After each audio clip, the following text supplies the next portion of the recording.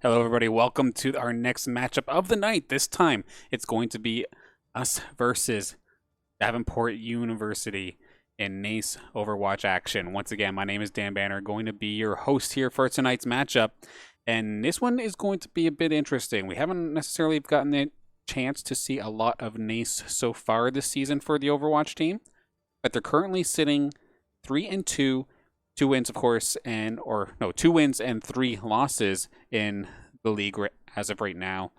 In their group, they're in Group F, and from what I understand, the top 4 teams in each group will get to move on to the NACE playoffs.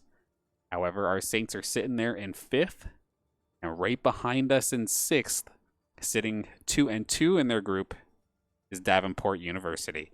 So this one up next here should be an absolute slobber knocker. I'm looking for a good, even fight between these two teams, both on the bubble. They need this win against each other. Otherwise, it could be trouble for their playoff hopes. So this one definitely going to be a good one. Of course, let's take a look at our starting lineup here for the St. Clair Saints. It's the usual squad from the Sport and Recreation program. We do have Corey Levesque, a.k.a. Prince Wada. From the Esports Administration, we have a few of them, to say the least. We have Colin Moore, our additional tank, I should have mentioned as well. Prince Wada is a tank. Then we have also from Esports, Zachary Schreier, available on DPS. We have Hussein Hammam, not an esports program. He is in fitness and health promotion. Then our last 2 esports students, actually, we do have Justin Veltman, Justin, and Matthias Itzen, also a part of the esports program. That is Apostle, and those 2 are our support players. On the side of Davenport, we have dwarfs. We have Chance, the Schnitzel. That'll be a fun one to say today. Qua. Oh, these guys are... Bear with me if I have some funny pronunciations of these names as we go along here. We have OG Pan and Lucas Magic. So, of course, fighting for playoff position, going to be a close one if the records were to say so.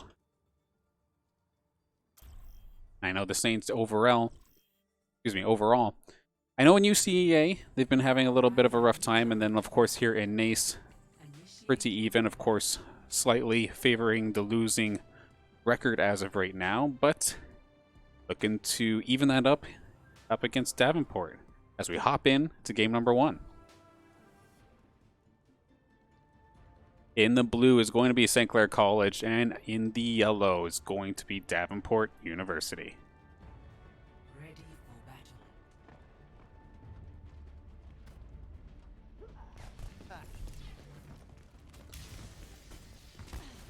First map tonight of this best of 5 action is going to be Lijiang Tower, and specifically this part here, both teams have a relatively similar exit, but the tower that you do see on the left is of course the control point. So this one, control map style, whereas whichever team has control is going to be slowly but surely raising that percentage bar you see in the center to hit that 100% mark. And if they have control when it hits 100% and nobody from the opposing team's on it, that will get them 1 point in this best of 3 style map within a best of 5 itself.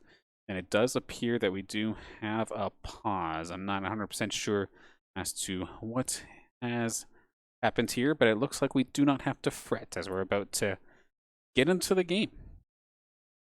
Or I'm a liar. They're joking me out here, people. You see, what happened here is that Davenport University, they knew that I totally just blew my voice out in the last couple seconds there of the Rocket League match earlier tonight. So they're giving me a couple extra minutes to relax myself. I do definitely appreciate the the concern, but let's get into the action as soon as possible. You don't have to wait for me.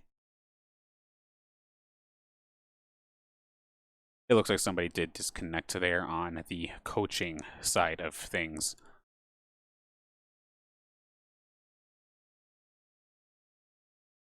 But taking a look if these heroes do end up sticking. This is going to be a relatively consistent comp that we keep seeing here from St. Clair, where we have available on the Reaper, Strider on some sort of flanking DPS. And we'll have to see how they go. So finally underway. Got to watch out for Strider, rather, as well, being able to maybe sneak a hack in, stop somebody from using their abilities. But it is going to be Davenport University, the first ones in position. Seymour going down extremely early is going to be demeched. Of course, he can still keep on battling, but a lone diva is much weaker than the mech form. And they're going to try to contest this, but with Seymour going down extremely quickly, Justin hanging on by a thread. Baleable gets caught out, so this is going to take him out. They're going to continue to try and fight for this, but it is absolutely looking fantastic here for Davenport. They're going to try and find a pick. This does end up getting into the control of Davenport, so they have now started to collect percent on their scoreboard, and Saints are going to be forced to run away after all this.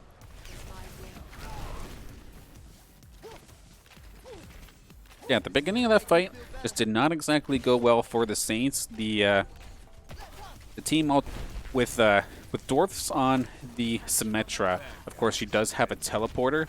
They put that on top of the speed boost that Chance is bringing with that Lucio. It is extremely difficult to try and outrun that. Now, this is a good start here for St. Clair. So the Strider is going to be able to secure the first kill on an ulting Schnitzel. And St. Clair is going to be able to turn this around right along with Strider as he tries to chase down that flying mech Lucas Magic. Finally demeching him, and it is going to flip this point over. Just a matter of cleaning up whoever is still there. The Schnitzel tries to get one more attempt in there. Going to get taken down. Now it's going to be St. Clair stopping the bleeding, making sure they get rid of everybody before that 50% mark. I believe that was no, that was not a Diva Bomb from Seymour. It's him frontlining it alongside Prince Wada, but they're not going to opt to hold the bridge, as it looks like they're going to go the long way around. Dwarfs and the rest of the Davenport team coming in from the long haul. That's going to be the MP from Strider, and it's going to let Baleable just spin to win all over the Davenport team, and they're going to quickly team wipe this one. Using 2 ultimates, considering they had much more. The fact they don't have to use them, awesome. Save them for the next fight. Of course, Prince Wada with the Primal Rage can absolutely be a nuisance, whether it's here on the bridge or if they happen to try and jump on the point. Of course, getting completely beefed up, so much more additional health, and the fact that he can just push everybody all over, pin them up against the wall. It could be an absolute nightmare to deal with. Seymour has the Diva Mech, the Diva Bomb rather, going in. Nobody's going to get caught by it. Prince Wada in the front lines alongside Seymour, going to try and find a pick. Baleable is going to be able to find one, and that Primal Rage is going to come into play. This is going to knock them all over the place, basically send them back to the spawn. No chance this time. The Dwarves trying to run away. Barely going to make it out of here. Justin picking up one more kill for his troubles. And St. Clair looking to secure their first point here in this matchup. Started off strong after a rough first team fight. Finally making this work here, 90% and counting. So probably the final push here for the side of Davenport. Diva Bomb plus Coalescence going to make things interesting. Baleable not in the greatest of positions. Going to get caught out. It's going to be the Shatter coming down. That would have been from Mogpan. And it's going to be successful at taking, I think, one person down. But Prince Wada still right in the middle of everybody, plus the Coalescence and EMP coming out. And this might be the cleanup that St. Clair's looking for. I've seen a lot of blue in that kill feed. And that is going to be one more left on Davenport. Cleans it up. Overtime bar ticking down. St. Clair going to get the first points here and map number 1.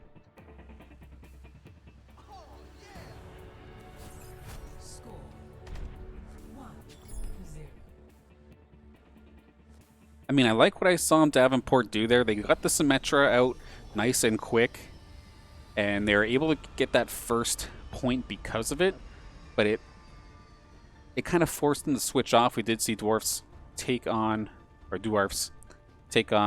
Sombra at a later point in that game, but ever since then, St. Clair just seemed to have their attack on straight.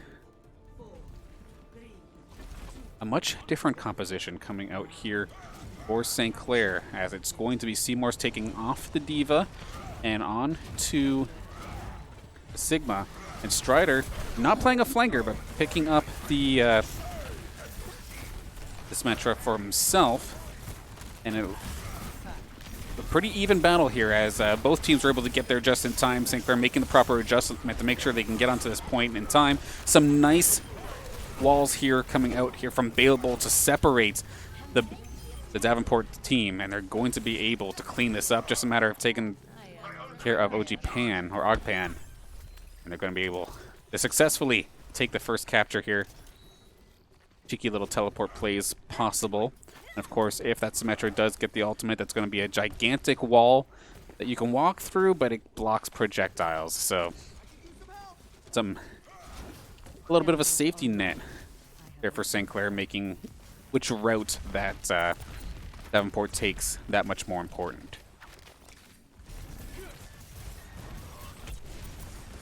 Lucas Magic trying to lead the charge here for the side of Davenport. However, taking a lot of damage, not really getting topped off too quickly.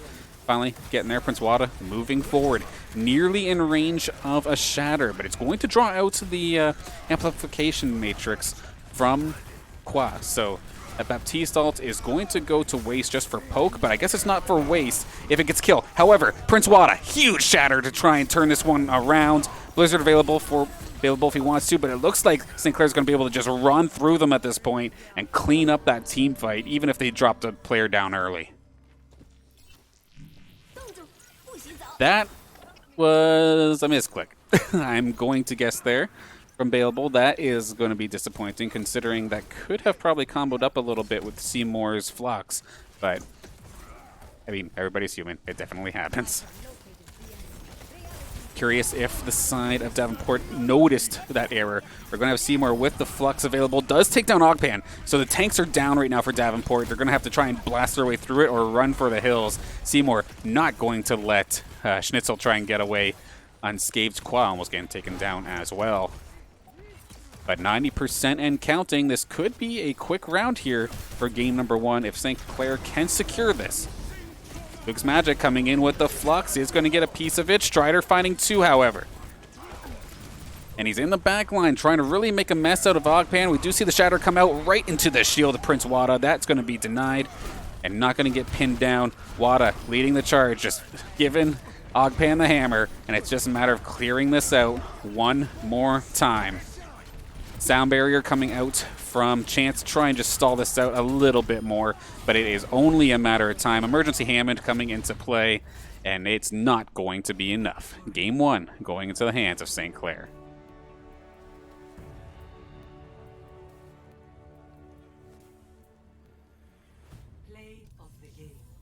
Okay, Justin going to secure the play of the game in this one. I'm curious if we'll actually be able to see it. The Coalescence. This is kind of the spot where that you definitely want it, because of course Coalescence, it heals and it damages enemies. So when they're all lined up like that, trying to go through a little corridor, it's an absolute best case scenario for Justin and a Moira player. That was definitely... It was looking kind of scary there for St. Clair during the first round, where they didn't get the point first, and Davenport was able to hang on to it for at least a little bit. However, it really seemed like St. Clair got warmed up, and they just started rolling after that. So, the Zhang Tower going in their favor. We'll have to see soon what the next map is. They might be taking a brief moment in between rounds. I'm going to take a quick break, get a quick drink. And before you know it, we'll be back with game number 2. Stay tuned, everybody.